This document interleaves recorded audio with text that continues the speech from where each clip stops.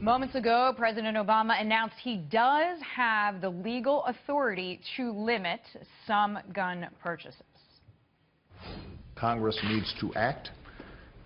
What I asked my team to do is to see what more we could do to strengthen our enforcement and prevent guns from falling into the wrong hands. These are not only recommendations that are well within my legal authority and the executive branch, but they're also ones that the overwhelming majority of the American people, including gun owners, support and believe in.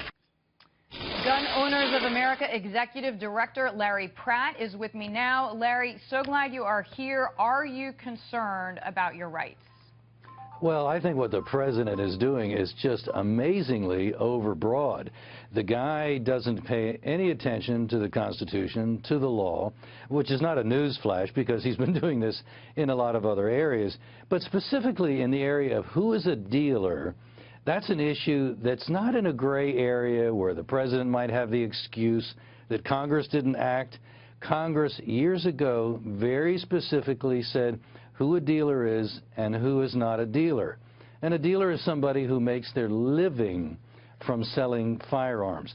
Not an occasional sale, not even maybe a nice $1,000 profit someday at a gun show, but a living.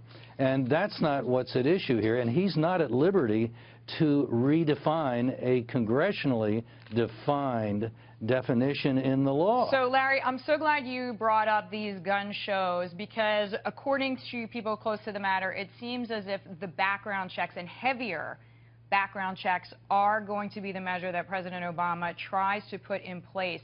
There are people who say if you do go to a gun show, you're not facing the same kind of strict guidelines that every other law-abiding citizen, when he or she goes into a gun shop, faces.